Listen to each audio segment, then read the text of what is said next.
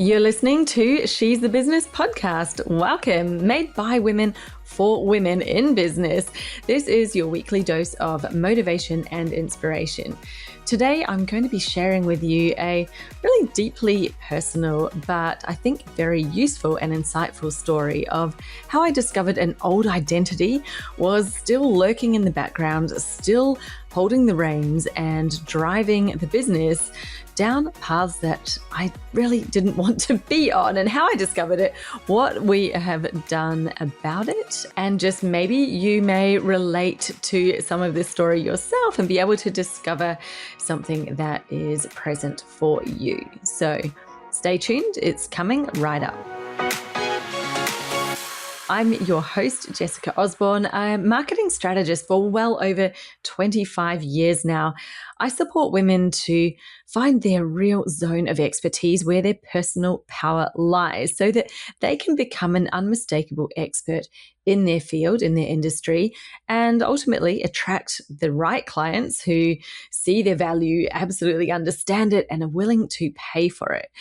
As a busy mother of two sporty kids who compete in competitive sports, when you have a busy life, a very full life, you need a business that absolutely supports you to show up as your best self and be the sort of parent, partner, friend, family member that you really want to be. And that means I'm so passionate about helping my clients not just create a profitable offer that sells, but actually create the kind of offerings that allow them to live that life. Because we're only here on this planet for a short time. If you're not enjoying it, what are you doing?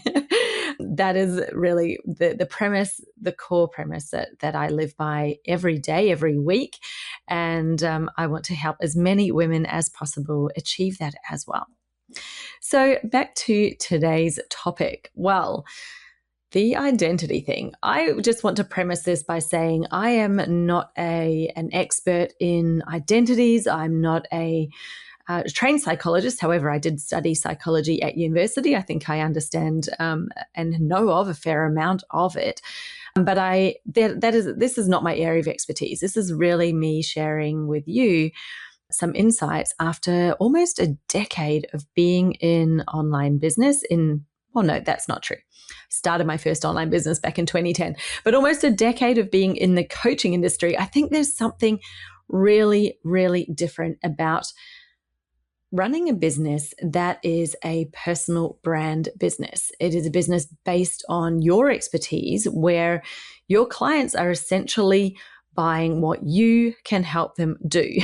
They're not buying you as a person, but they're really buying your expertise, your experience, your insights, your ability to see through the clutter that's crowding their eyes and their vision and their mind, and help them to focus in on what is really important, what matters, and obviously to help them achieve their goal. Now, you might be in the health or wellness, fitness industries. You might be in the life coaching, around relationships, around life purpose. There's so many different aspects of coaching that are not business to business. Myself, I have a real passion for business. So I started this business off the back of a very long, successful marketing career where I had 20 years I spent in the corporate world, working for other companies, building brands, starting new businesses, literally launching brands into the market, mostly all for service-based service-based products. So I really understand the world of selling a service, and often selling a very high ticket service, because I worked for the likes of engineering consultancies and IT that was in a very high tech area. So it was a transition absolutely for me to step into this place where suddenly, instead of being behind the brand and being invisible, but kind of putting the brand out there, now you're the brand. That in itself was a huge shift. So I want to start this story really at that time of going from a career where you're an employee into fully into business ownership. Now, I see this for me happened when I decided to start this coaching business, because I started my first business while I was still an employee, and it kind of ran as a side hustle on the side. But I was still very much tapped into the identity of, let's call her corporate Jess, the Jess who worked her way up the ladder to the very top. She was head of marketing communications. She was a highly successful marketer, corporate employee who managed a team, was really successful at doing all of the things that made her an A player in an organization. And she was great. I had a really great time being her. And I know it's weird, I'm talking about her in a third person, but I think you're going to understand this in a moment, because when I decided to leave that world, it was by choice. Of course, I made the choice to leave. However, even though I did make the choice, it was extremely emotional. I found it extremely challenging and difficult. Some of the circumstances around why I chose to leave, I was extremely cross about. There was there's a lot of, shall we call it, propaganda, verbiage in the corporate world. Lots of companies with their fluffy HR speak around it, so family friendly and we're family first and all this. And what that really boils down to often is they've got a couple of things in their policies, but day to day, they're not particularly family friendly. At least that was what I discovered in male dominated industries such as engineering, such as technology. And it was the tech world I was in when I left. And I left because I could just see that we were not aligned. We were not aligned in what this meant. We were also not aligned in the fact that as a female and as a woman in a senior management role, I was not treated the same as men in similar roles. And it didn't matter what I did. I could keep improving results. There were so many things that corporate Jess did, and it still was never going to change. So I made that choice to leave. As you can imagine, the shedding of who I am as a corporate employee and becoming a business owner, that was painful. There was an absolute shedding of an identity, a rebirth. Some people call it a shamanic death. I'm not an expert, as I said, in this, but yeah, I absolutely went through this kind of rewiring, remodeling of who I am. Like, who am I now that I'm not in this role? And I'm not the person with the job title anymore. So there is an identity shift that happens. And no doubt every person who's been through that time where you've decided to leave your job, no longer have a job title, work for yourself, be a owner of your own business, maybe, quickly adopt a new job title and that feels fine to you. But I know that for a lot of us, especially when you've been in a business for so long, if it's been more than 10 years, then probably a lot of your identity was tied to the job that you had. You were either proud of it because you'd worked really, really hard and got to a place that you really wanted to be in, or maybe you were less proud of it and you were absolutely gunning to move up the ladder and get to the role that you felt fitted your idea of the identity you wanted to be in, right? I will absolutely put my hand up and say that was me. Throughout my 20s, I was 100% not happy where I was, and I was doing everything I could to jump up the ladder, to get better roles, to move up. And I really enjoyed it. When I got to head of marketing, I stayed there for my longest ever role, I think, as an employee. It was around 6 years. I enjoyed it. It was great. But as I said, there got a time where I realized this wasn't the world for me. It was time to leave. And I really saw the value, the potential, the purpose that I could bring in the outside world by helping other women to start a business, to build a brand, to do all the things that I'd been doing for so many years as an employee. I could do that and help women in their own business. So I started a business to do exactly that. That was almost a decade ago now. That was in 2017, at the very beginning that I began. Now, what happened next? I thought I'd got rid of corporate Jess. I thought that I'd put her to bed. I was now me. I was an entrepreneur. I had, been through, as I said, the process. It didn't happen overnight. It took a while. I think it took me 2 years to really be able to talk about my time as an employee and why I left and all of those things, without feeling just complete emotional rage about it. It took me a long time. So I don't know, for some people, it might not take more than 2 years, but that's how long it really took me to feel like it's okay. I've moved on. I'm here in this place now and I'm all good. And my business went well. It was started off really well. There were things that happened and I thought, this is going great. It grew quickly. I moved from one-to-one coaching. I started a group program. It led into sort of like a group course that I had. I created a membership. Then I went around Australia for a year, which was fantastic. Packed up the house, packed up the kids, took them out of school and went on a caravan trip. And it wasn't until I got back that I started to feel like the alignment had really not landed fully for me. And I thought that the problem was in what I was doing. So for the next, now let me count, about 4 years, I would go through a process of literally changing everything in my business, trying to find this alignment because I couldn't put my finger on it, but something didn't feel right.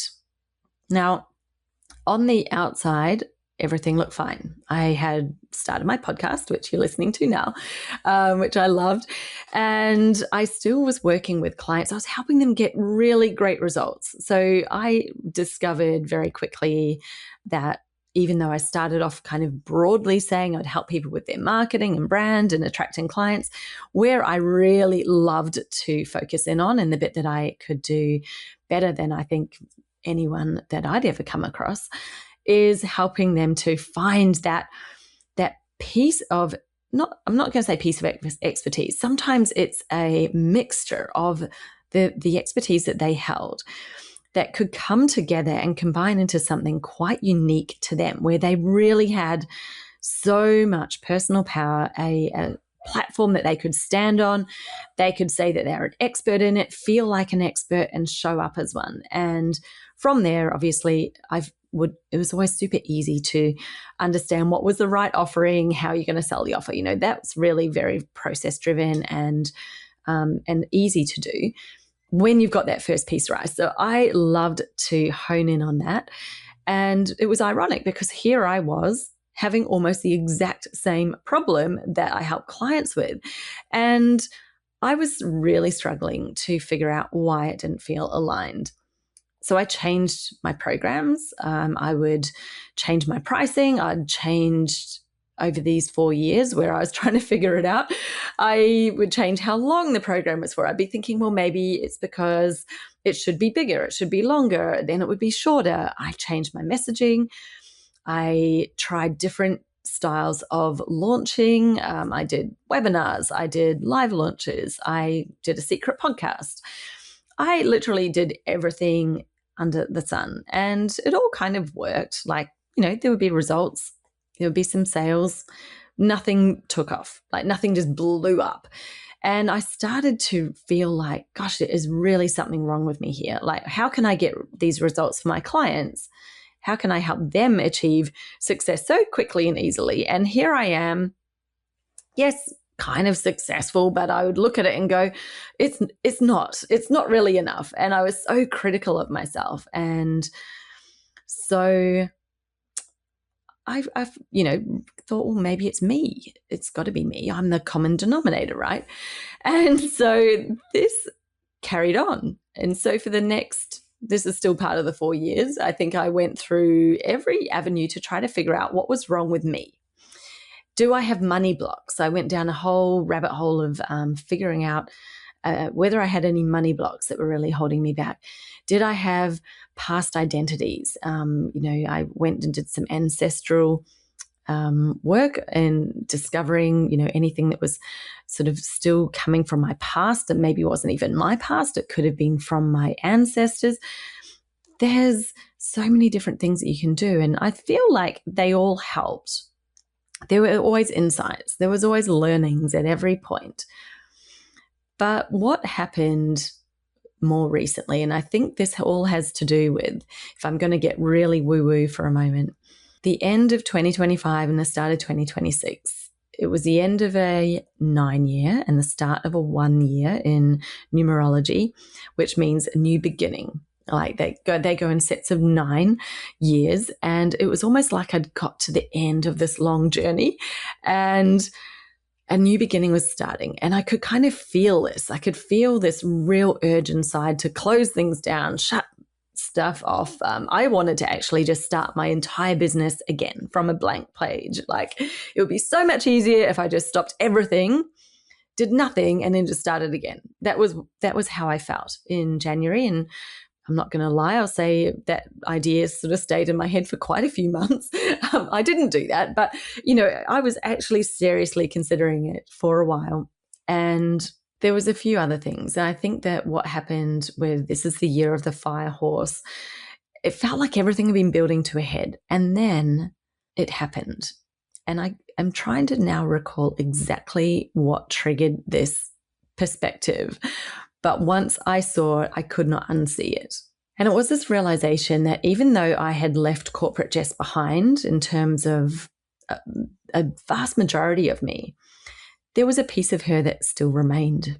And what I recognized, once I could see it, I thought, this is it. This is the whole reason why I felt this way, why all the decisions that I've made and have been on this wild goose chase has literally been because this part of me, this old identity, was still present. And what this means is the piece that I saw that remained was the deepest part, okay, the safety part of the identity. So imagine when you're in a corporate job, or I say corporate, I mean you're in a business, right? So you're in a role. Well, what is safety? Safety is what has made you successful. And, as you've been able to get promotions, you've got better paying jobs, you've got pay rises, you've been applauded, acknowledged, awarded for your efforts and for your results. All of these pieces of evidence basically go in and get stored in your brain as this is what it takes to be successful. And I had a whole ton of that had been sitting there that I had not addressed and I had not shifted or changed since I moved into entrepreneurship. And the problem is that there was a lot of old wiring, old beliefs and fear that were still present right up until the start of this year when I discovered this. I had this, so just to give you an idea, and I'm sharing all this with you super openly because I hope that somebody listening, this is feeling very relevant to you. Maybe you're feeling like this is you as well, and I really hope that it's going to help somebody to discover or see something new about yourself. If you've at all felt like it feels familiar to you, this story. So for me, what I saw in the old identity that was currently putting her giant big foot on the brakes, at one point even tried to get me to go back to corporate, back to safety, back to what she knew that she could do, where success came from. But this version of me, even though I left it behind, she was still there, and she was telling me things like, there's safety in knowing all the answers, okay? Because that was what this being an employee had taught me, like, know the answers, know what to do. There was safety in only speaking up when it was appropriate to do so, not really sharing anything deep, having a firm boundary between myself and me, who I really was and who I was at work. There was almost like a persona at work of this person. And you can see this today. So many people have it. Go onto LinkedIn, look at how people speak on there and think, do they talk like that to their friends? Yeah, I reckon no, the answer. 99% of them do not speak like that to their friends, their kids, their family. But they put on their, telephone voice, as we used to call it back in the 80s when you'd answer the phone in your special phone voice. They put on their work voice, and that's who they are at work. And it was almost like that was a done thing, right? So here was this almost fakely created identity that I'd built, who thought that you needed external validation. Why? Because we were taught to seek external validation. We were taught that we would be judged on our performance, and then you would only get paid more if you met these metrics. Everything was external validation. You needed to be approved to go on holiday. You needed to be approved to finish work early, do anything, right? You needed validation, you needed approval. And in order to rise up within a company, to get a pay rise or a promotion within a company, you needed some other absolute form of approval and validation. I think the only times you really didn't need that was when you quit a job and you went to a new company to get a new one, because you're effectively starting from a blank sheet again. However, that was how that world works. It's how it still works today. And these things that you learnt, I don't even think I'm not going to say it's the fault of the business world, because actually it comes from school. It's how we were all schooled. We had to put up our hand and ask if you can go to the toilet. You were seeking awards, rewards, approval every day, every week, every year, ever since you started school, and maybe at home as well. So it's not your fault. It's not anyone's fault. But that's what we all saw as how to be successful, was to be approved by other people. There was also safety in, it was this version of success that I'd created. And old me, this old identity, had really latched onto what it was that created success. So it was in being very knowledgeable. I used to study, I have a degree, I would do extra courses. I was always learning and studying and, looking into the answers, the data, knowing the answers, knowing how to answer questions. So when you got asked questions in meetings, you could answer them and not feel stupid. So this version of me still existed, I discovered. I was like, oh my goodness, this is still there. I am still attached to me being successful as a marketer in corporate. And the whole time, this part of me was sort of had its giant big foot on the brakes.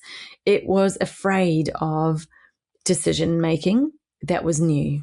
It was afraid of taking risks in certain places because it wasn't validated. So many things that as an entrepreneur with my business and with what I was wanting to do, there was a giant conflict going on between my new identity and what I was leaning into, and all of the entrepreneurial skills and perceptions and learning that I had done in owning my own business was being conflictly held up by this old version of me who had a very different perspective on what was going to create success and what was safe. I thought I needed perfect marketing. This whole self-doubt that I had, it wasn't that I didn't think I was good enough. I absolutely knew that I was good enough, but it was almost like there was this more proof that was needed. Like I still had that version of me seeking some kind of approval or validation. I thought I needed everything to be perfect. I thought I needed to be able to teach everything to do with marketing to be considered an expert.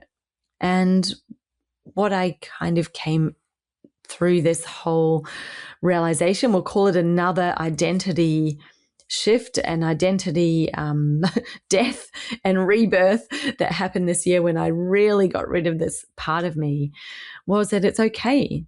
It's okay to not be an expert in every aspect of marketing. And I know that when I say that, part of me goes, well, of course it's okay. There's so many different parts of marketing. How could anyone be an expert in all of it? It's literally impossible.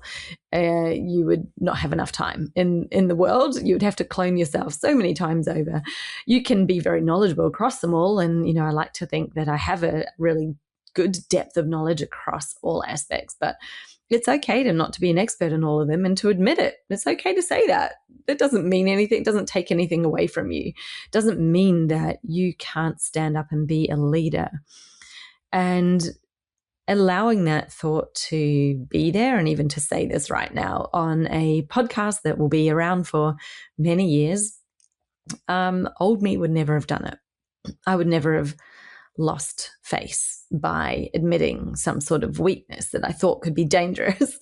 But this was the very learned behavior that had been, I think holding me back so much and stopping me from being able to effectively stand up and effectively speak the truth, lead women, and show that it's safe. It's safe to not know the answers right now. It's safe to be discovering who you really are, and it's safe to admit, hey, you know what? There's parts of me that have been holding me back, and it's okay to let them go.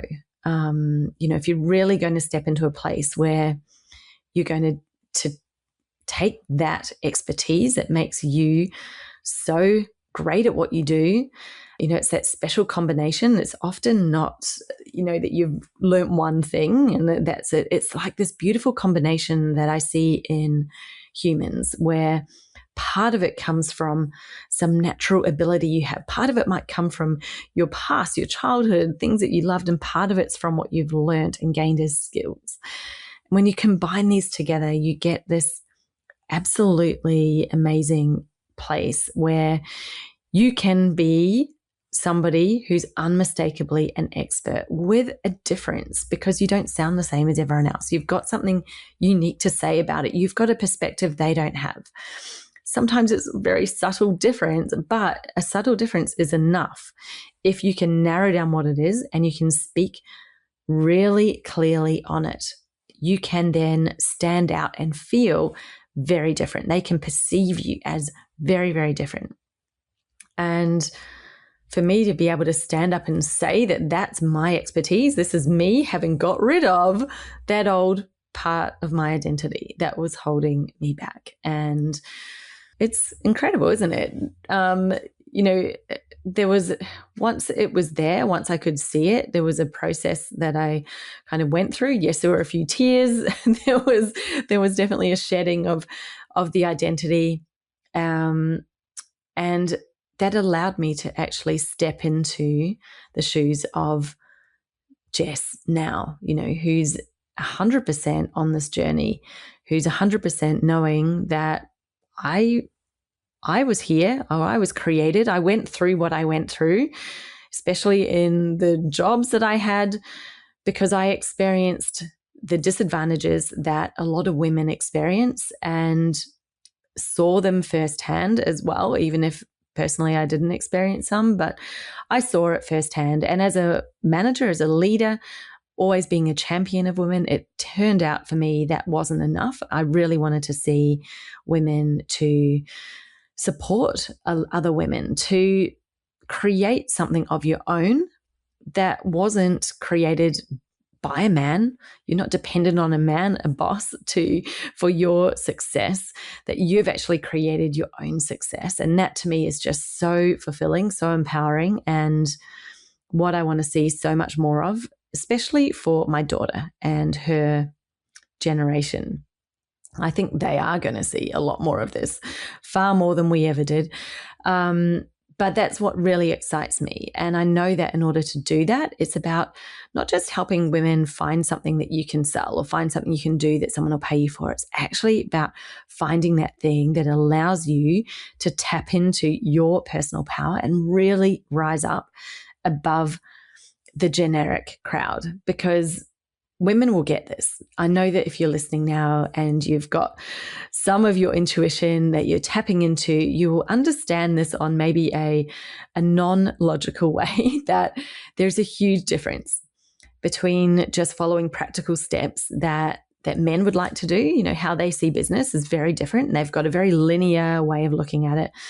versus women. And we can see that there's so many layers. It's very much emotional, and there's data that backs this up. People, you can look it up anytime. How many decisions are based on emotion? It's like over 95% of your decisions are based on your emotion, i.e. how you feel. Now, women know this far more than men do. And it's really important because this is how your business is built. Business needs clients as much as our bodies need oxygen. We use oxygen to breathe. That's how we function. And businesses need clients. It's like the oxygen for your business. And so understanding people and emotion and being intelligent about it, really tuning into who they are when they're buying, is the thing that I feel like women can do on a level that a lot of men find very difficult. They like the steps. They want the steps in the very linear, well, here's a skill. Here's what I could sell it for. I will sell it for this amount. Instead of actually thinking, where is it that I can make the biggest impact, where I can reach people, actually help them to change and make significant shifts in their life, in their business, whatever it is that you help them with, their health, their fitness, their future. Maybe it is even with money, with that thing. Money is an energy and a source of energy. And, I think there's just so many different ways that we can look at things that I feel women have a lot to bring to us as experts who have a different perspective. So there's me having a little chat. We've had a heart-to-heart today. I've really just shared with you completely from what's inside, and you've got a few insights as to what it is that we do, what we do inside my program, Business Jam. It's, that is the first key piece, is helping you zero in on the space that you're going to create where you are unmistakable. And from there, the right offer. And from there, just let's plug in your marketing system. So as we go down that process, obviously we get into far more sort of masculine-oriented processes. But I help you to choose and select so that it is aligned, very well aligned for you. And you don't end up with a business that doesn't feel like it's not designed for you. I've had so many horror stories, clients who've come to me saying, well, I did this program and they told me that I had to do X, Y, Z. And they've been given a very, formulated model, system, process, whatever it was for the business. And they've been told, pick this up, put it into your business, and then you'll have the same result. And it just doesn't work like that.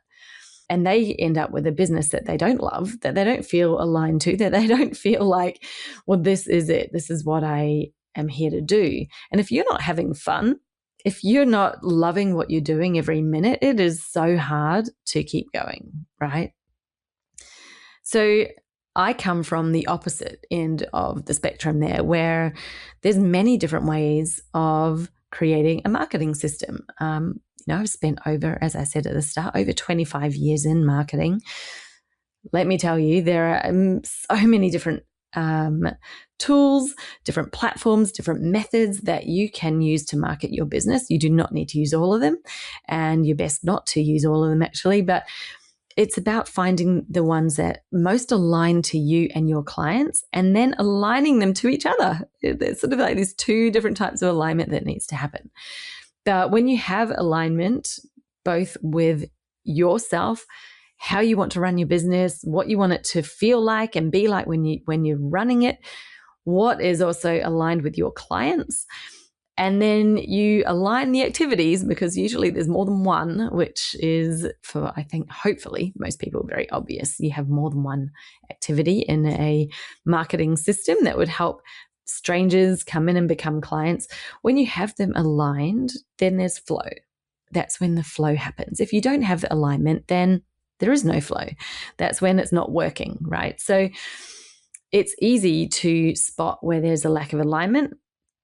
For some people, it's less easy to figure out what the alignment is. And that's the kind of framework that I help you to understand it and to choose strategically which are the right activities for you, and then that make most sense to work together, because we want it to be simple, easy, and with the least amount of time and effort involved for you. Not saying that you're not going to have time and effort. You are. I'm someone who's always worked hard, but it's about working hard in short amounts of time, not working long, because that's what allows you to have a life, allows you to do things like, turn up at your kids' sports every afternoon and on weekends, and be able to go and exercise yourself, maybe have holidays. That's what the correct sort of structure gives you in your business. So if you are interested in learning more, if you're thinking you would love to come through that process yourself and really fine tune what you have, what your space is in the market, what your offer is, what your marketing system is, then Business Jam is opening again very soon, at the end of this month. Actually, we're in June already. It'll open towards the end of the month, definitely into the start of July. We're kicking off a new round from mid-July. So if you head over to the link in my bio and put your name on the priority list, then you'll hear about it first, and you'll make sure that you don't miss it, because, things get busy on the whole social media. It gets busy in the email, and you might miss it if you're just sort of waiting for the announcement. But if you're on the priority list, then you're going to get a special invite. You're going to obviously have early access, bit of the red carpet treatment. So make sure you're on that priority list now and well ahead of time. Then you definitely won't miss out when it happens, because we open, I need the people in, and then it closes because we go through with a group. So I would like to enable you, if you're keen, to get your place before we have to close it down again. So pop your name on the list. If you want to type it in now, if you're on the computer, it's jessicaosborne.com/businessjam, because this is where we turn your business into the sweetest spread, or we help it make jam instead of whatever analogies you'd like to say there. So get your name on the list. That's where we're doing it. So excited to have another round of people come through Business Jam. This program has been going now for almost 5 years, actually. Oh, hang on. Yeah, 5 years this year, which is awesome. And so many great success stories. So that is something I'm really excited about, and it's coming up soon. So pop your name on the list. Don't worry if you can't make this next round. If you're going on holiday, whatever it is, there will be another round later in the year that you could be invited to. But if you're on the list, then you're going to know about it. So pop your name in there, and I will be in touch with more details. Next week, very excited to announce the 300th episode. Woohoo! We are so excited that this is 300 episodes of this podcast that I created as a way to have more female voices in business heard, because, I don't want to come out, and I'm not against men, by the way. I've got a husband. I love him very much. I've got brothers, many brother-in-laws as well. And there's nothing against men, but there are so many male voices in business, and always have been. All the experts, when I was studying marketing and business back in the day, it was all men. There were literally no female experts. And I wanted to create a podcast like this that would bring more female voices, people who are real, like you and I, who are running a business, to share their journeys, to share their insights, to share what's worked for them, to share with you tips, strategies, things they wish they knew when they'd started out, the stories that we can all relate to, and feel like, you're not alone in this. You're never alone. And the more that we connect, with people who are on a similar vibe to us and feel positive about it, I think then that only helps lead to more success. Success breeds success, I like to say. So I like to bring you the voices of successful people so that you can tune in to the frequency of success and the energy of success. And whether you're out on a walk right now, driving in the car, I hope that you're feeling that as well. And we will see you back here again next week. Bye for now.